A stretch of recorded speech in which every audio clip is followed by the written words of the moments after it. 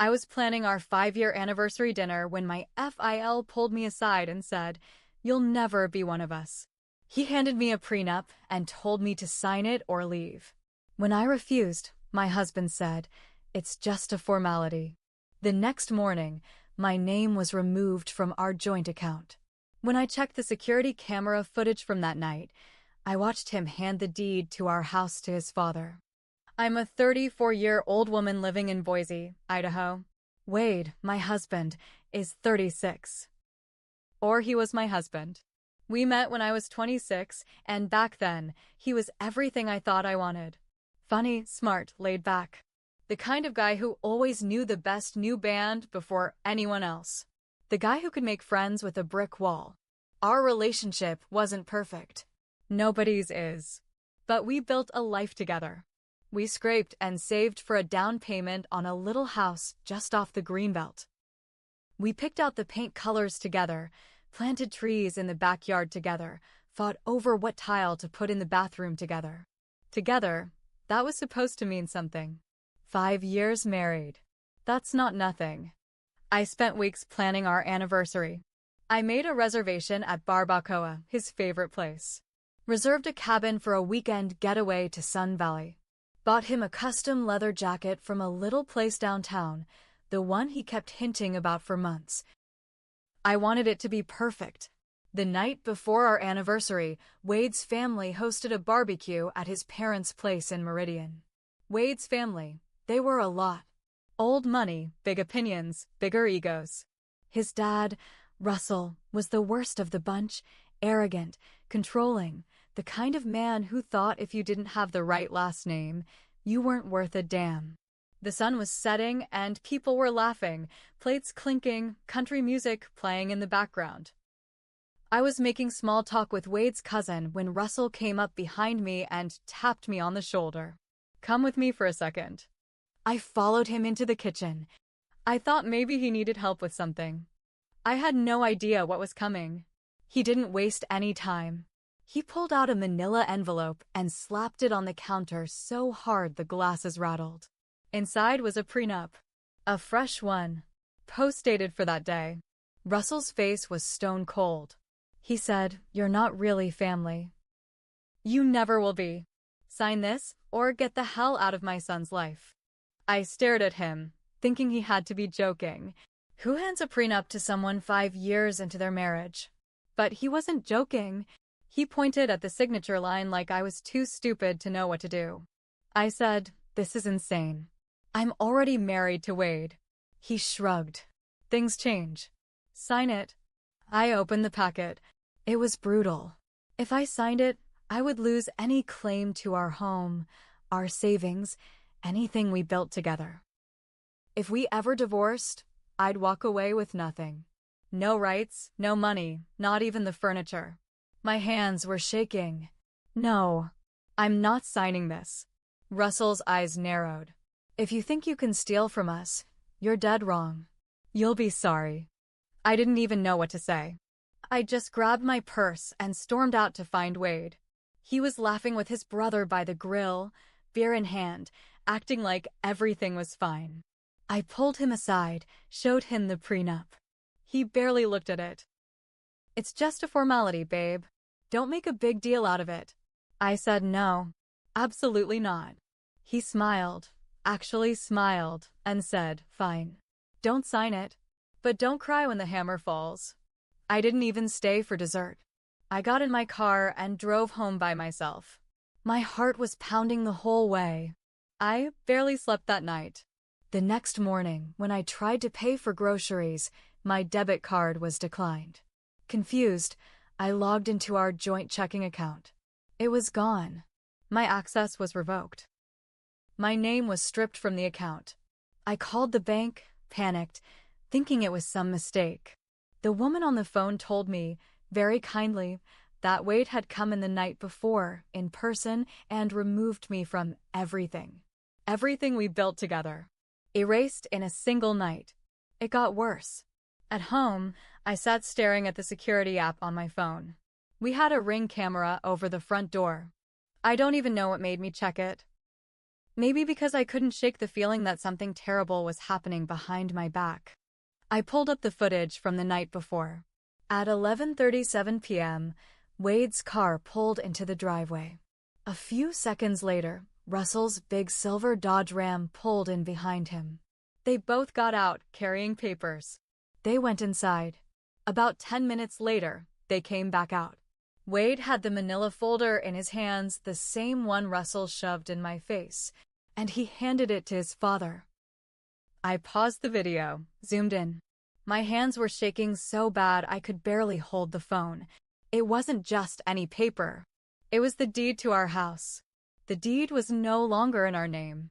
I sat there in our living room, staring at the paused footage. I don't even remember breathing.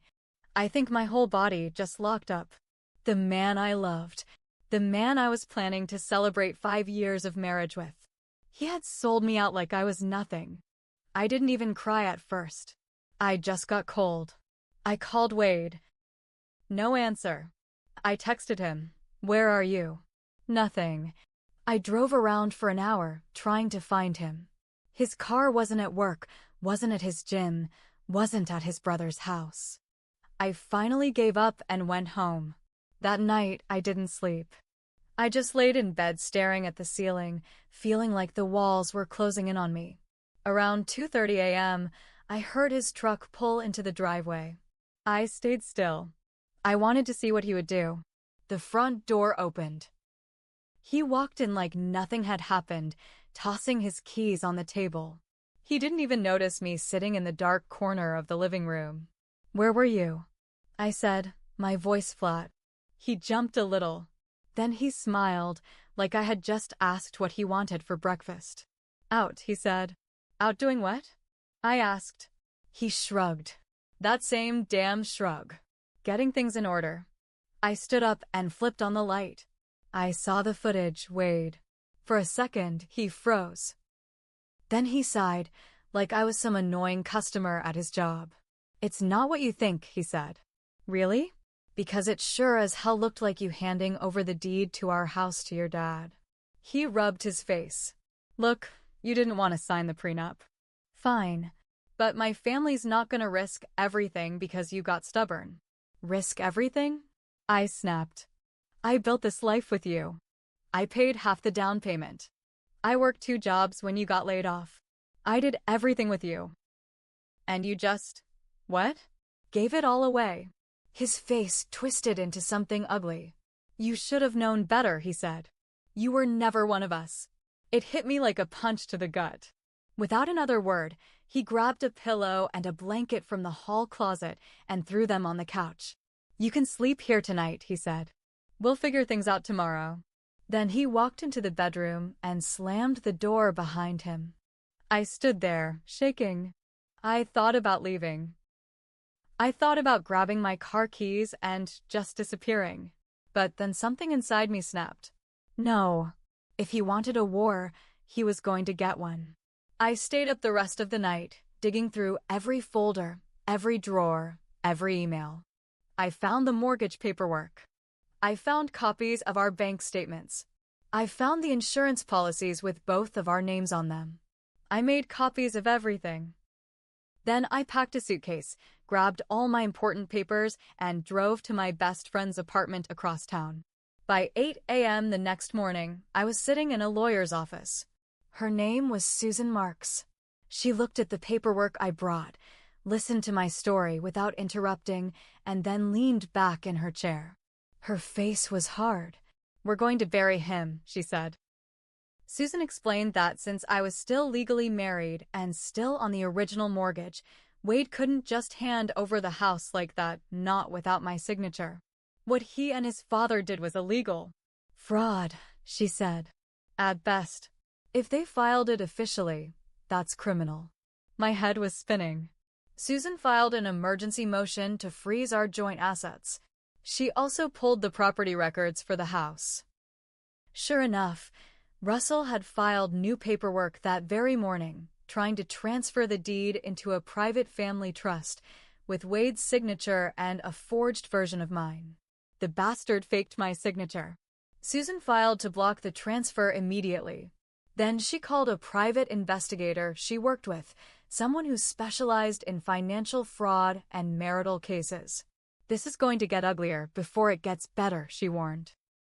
I spent the next 2 days sleeping on my friend's couch, feeling like I was stuck in some nightmare. Then came the next twist. One night, my friend's dog started barking at the door. When I looked outside, there was a piece of paper stuck under the windshield wiper of my car. It was an envelope. No stamp, no postmark. Just my name, written in Wade's sloppy handwriting. Inside was a single piece of paper. Come home and sign the damn papers, or things will get worse for you. No signature. No explanation. Just a threat. I was shaking when I showed it to Susan the next morning. Good, she said. He just gave us harassment on top of everything else. We filed a restraining order that afternoon. But Wade wasn't done. Not even close. The next day, I got a call from my work. Someone had sent them an anonymous tip that I was stealing company property. Total lie. I nearly got suspended until I showed them my spotless record. The private investigator found out that Wade's brother had made the call, trying to get me fired, trying to leave me with nothing. That's when I realized they weren't just trying to get the house. They wanted to destroy me. I knew I couldn't beat Wade and his family by playing nice. They wanted to destroy me. Fine. I would burn their whole fake empire to the ground. Susan and the private investigator dug deeper. Way deeper. Turns out, Russell's family business. The pride of their name, the one they threw around like it made them royalty in Boise, was built on some shady deals. Fake invoices. Under-the-table payments. Tax fraud. The investigator found old employees who had been fired unfairly. Vendors who had been stiffed. Neighbors who hated their guts. It was like pulling on a loose thread and watching the whole ugly sweater fall apart. Meanwhile, my emergency motions worked. The court froze the sale of the house. They put a temporary block on Wade moving any other assets too. Wade showed up at my friend's apartment one night, banging on the door, screaming, "You crazy bitch! You're ruining everything!" Police came. He got slapped with a fine and a warning for breaking the restraining order. I thought it would end there, but it didn't. It got worse. One morning, Susan called me, her voice sharper than usual. "Check the local news," she said. I pulled up the TV and sat there, mouth open. Russell was being investigated for tax fraud. Wade too. Apparently, the transfer of the house deed set off alarms with a local real estate regulator.